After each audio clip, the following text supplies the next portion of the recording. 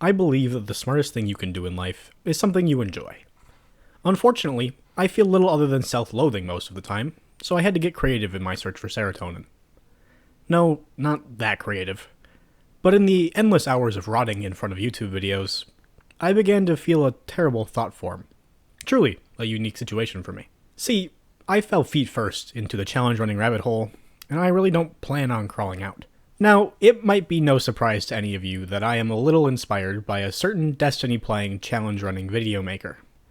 So I've decided to iterate on an old challenge of his, and as such, I bring you the Ultimate Buddies Run. Now, I'm certain you're wondering, what is an Ultimate Buddies Run? Quite simple, my dear friends. Let me introduce you to the buddies. The classic, the original, the fan favorite, the Arc Soul.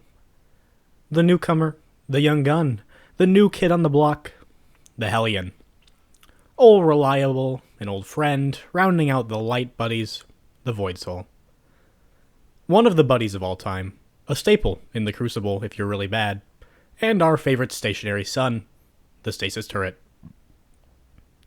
The younger Darkness buddy, the backbone of the Strand power fantasy, and grand green boys, the Threadlings. Finally, we have a special buddy, different from the rest.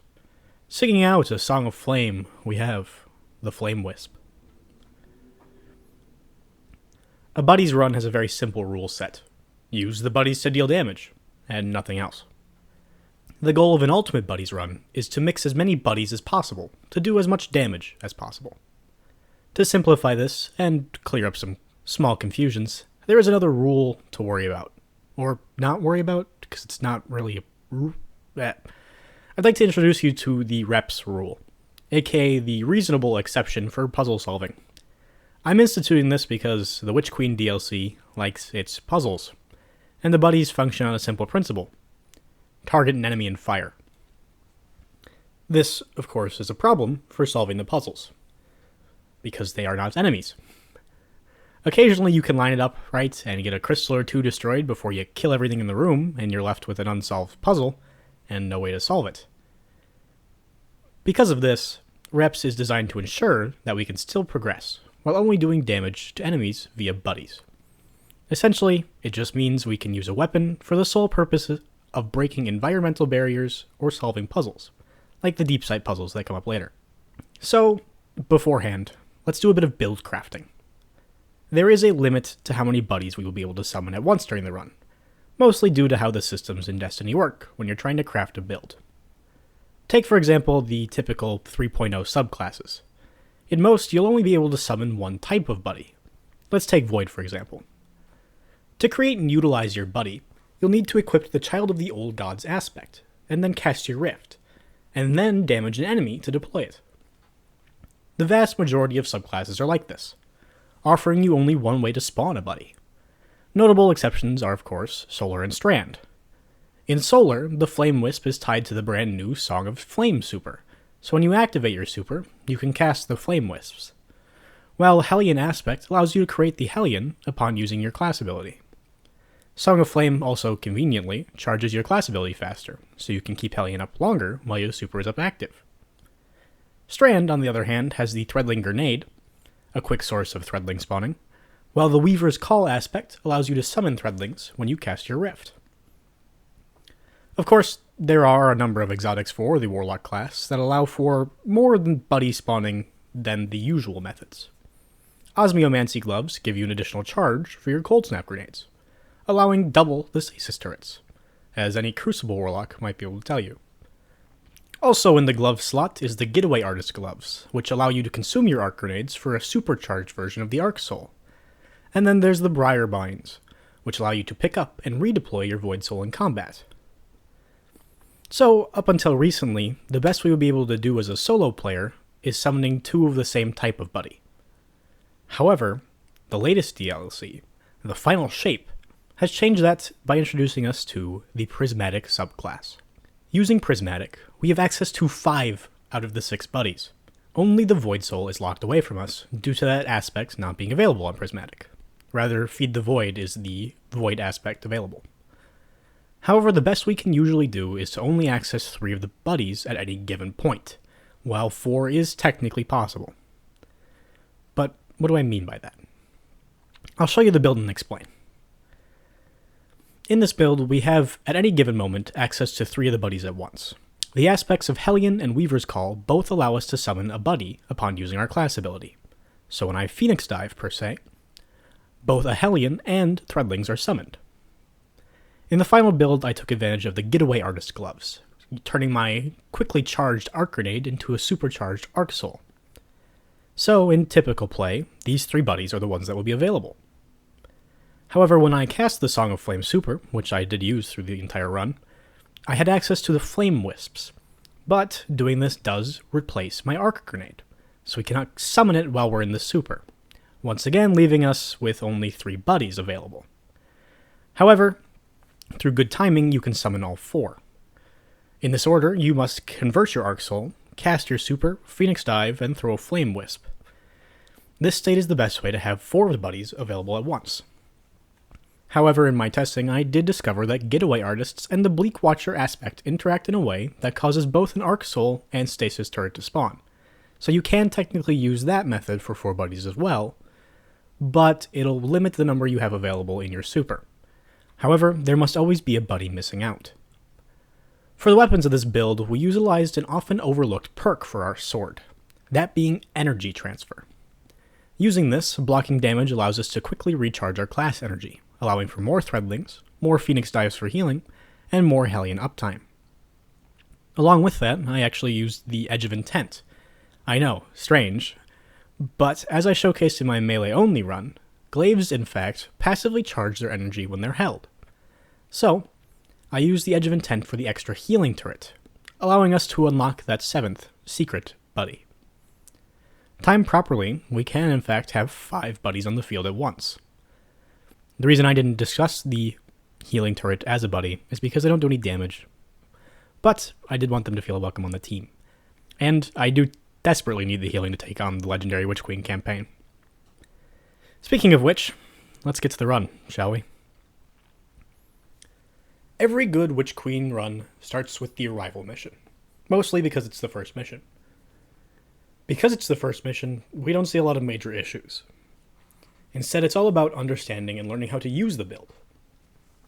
You can see a number of small issues that I would eventually optimize out as we go through the run, like my first usage of the Song of Flame Super in this section of the mission where you've got to tighten your nuts. During this, I only use the Flame Wisp buddy, not even bothering to use my Phoenix Fall for the additional Threadlings and Hellion uptime. A rookie mistake. I then stand still for a long time. Not quite sure why I did that, honestly. Must have went to get a drink. We blitz through the generator section and head into the depths of the cannon. Here is where I begin to understand the build's true potential. I'm ducking. I'm weaving. I'm dying. Wait, I was supposed to cut that part. I take down the second engineer, first try, I swear to God, honest, and ascend the elevator to witness the first usage of the reps rule. This random gate. Don't know why it's here. I was stuck here for a lot longer than I'd like to admit, just trying to break it down with the minuscule damage that throwing the Threadlings does. But eventually I just broke it down with a glaive melee because, well, I'd been sitting there for a long time already, and I was starting to get bored. In this room we see the utility of the healing turret, keeping me alive as I struggle my way through a room that typically clowns on me. We then fail to avoid any of the moths in this little section, get melee-only run flashbacks, and head along the outside of the ship to track down Savathun. I embarrass the Lucent Hive Knight, twice, and then feel something for the only time in this run. I make a beginner mistake and just kind of stand in the poison cloud before running the section again, accidentally throwing my prismatic grenade, because I'm oddly stupid sometimes, and thus kill myself to atone for my sins, before doing the section for a third and final time. Crossing through the unloaded portal, I track Savathun down in her own home, and honestly kind of clown on her with the combined powers of the Hellion, Threadlings, and Flame Wisps that my super allows me to summon. I stand on top of that stupid fake chest and still receive no loot, obviously. Savathun then boots me from her private Discord server, and I beat the Arrival, Ultimate Buddy style. The investigation is one of the missions of all time. It happens. I skip a surprising amount of jumping and deep sight puzzles in the first section here, go back to my Destiny 1 roots and stand on a plate while defending against waves of enemies, surprisingly breeze through the gate guard encounter, spend a strange, intimate moment staring at the healing turret, and go meet Finch. This is one of the shortest missions in the campaign, which is good, because it built up my confidence in this run going pretty well. The Ghosts, on the other hand, was time-consuming. The encounters themselves were acceptable, with the build putting in some work to down the Scorn and Hive in the first room, and then the Scorn Walker just outside. The room right after that, though, is where we see this mission start to go downhill. These crystals can be destroyed via a buddy. And only one buddy. That's right, folks. In order to destroy these crystals, I had to use my super and fling a flame wisp at each one. Well, this was fine for the first 2 times we see these crystals. It would start to get bad when we first faced off against Brutix, Lightblade. This is because I could not manage to get between all 3 crystals in the arena with my super still active. So I would just have to sit at one of the crystals until my super was charged. Initially, I was able to hit 2 of the crystals with 1 activation of my super, but when we got to the boss room proper, I usually couldn't make the run fast enough, because like I've said before, I just can't see in this encounter. It's so dark. I did manage to hit the first crystal in the final encounter with another buddy, but we then went into the downward spiral of the mission, sitting at each separate crystal for approximately 7 minutes each time I wanted to break them. I did actually do a fair amount of cleaning around my house while I did this challenge, actually. I've sped up the footage for you, but as you might be able to see, I just sat here for a long time. The fight itself was easy. All of my abilities, other than my super, were fully charged when I went to confront the boss, so his health bar depleted post-haste. After another cycle of sitting, because of course he's got another immunity phase, I swapped out my armor for some higher intellect stuff. Still took over 15 minutes to just sit there. We then finished off the Lightbane and finished the Ghosts, Ultimate Buddy style. They say the higher you are, the farther you fall. The Communion was when I fell, and goddammit, it felt like a bottomless pit. I would get so close with these tanks, just to fall at the last second. I had to stop and just kind of contemplate when I finally won, just kind of trying to figure out what in the world I was doing. After the encounter with the tanks, the rest of the trek through the pyramid was honestly not too bad. The Imperial Deserter went down with little issue, and I even managed to jump through most of the ship without issue. Valus Skyrim here was actually a fairly fun fight, managing to last a little while before finally falling to the buddy's onslaught. I make a pose at the Darkness statue to flex on it, and beat the Communion with most of my sanity intact. The Mirrors is where, yet again, we are introduced to an obstacle that requires several minutes of just sitting and waiting for my super. I've sped up the footage, but it is truly just sitting here. And then I realize we cannot destroy these pyramid spikes with the flame wisps. So, Reps returns, really ruining my run right now, but we use the glaive to destroy all of the pyramid spikes in this mission, as everything I tried didn't work. Zooming through the puzzles otherwise, we get to the boss of this mission real quick, and after the mandatory death that occurs every time I get into this room, we fling assorted bullshit at the boss until he falls down. We dive into a mirror, play straight into Savathun's hands even though we don't know it, and finish the mirror. Doing the lightblade strike in a challenge run is always a little iffy. Are the blueberries tolerating my bullshit? Am I living or just being annoying by constantly dying? How quick can we do this? Because I really don't actually like doing strikes. In this case, though, the strike went alright. The blueberries seemed mostly entertained by my antics, so he zipped through the lightblade with a supercharged Arc Soul-like speed. Next up, the Cunning. The bane of Witch Queen challenge runs everywhere. Not because it's particularly hard, but because of all the freaking puzzles. I didn't even bother to try using the buddies to solve them, mostly because these deep sight ones have a timer, which, if I needed to use my super, would definitely run out while I was trying to do so, and I would be resigned to an inordinate amount of time of waiting. So, invoking Reps yet again, I even tried to skip a number of the puzzles so it would be less of a failure, but Bungie has used a Vex prediction engine to foresee my attempts, and thus placed a number of kill zones that only disappear when the puzzle is solved. So, getting into the Temple of Sithona, we clown on this Scorn boss and solve some more puzzles, only to be met with the true obstacle of this mission. So far, I have completed 2 challenge runs, this being my second. Both of them have technically ended at this exact room. Even if we take reps into account, this Ahamkara illusion is the end of it all. The tiny weak point only allows very precise damage into it, and wouldn't you know, since the Riley Reloaded video, Bungie has not changed the tracking point for the buddies, so they only fire underneath the weak point, regardless of the angle I tried to get at. But we've got a Witch Queen to dunk our nuts in the forehead of, so I'm not letting this stop me.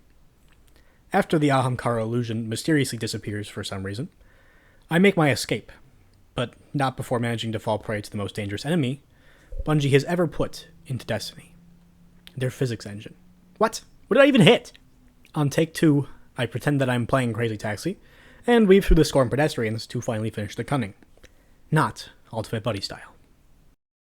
The last chance is our second to last chance to utilize the reps exception rule, because there are a number of hive gunk things that need to be destroyed using these swords that the knights drop. Carefully, I avoid using these to do any damage to the enemies, only destroying the gunk, and I sprint through the mission, using the power of friendship and extreme space magic violence. The Hunter Acolyte goes down, and we get to the bridge outside the tower. There are a few mistakes here when I get too confident, which happens often, but eventually, the buddies tear through the enemies on the bridge, making short work of them. We ascend the tower slowly, because even in video games, I am a white boy, and I cannot jump.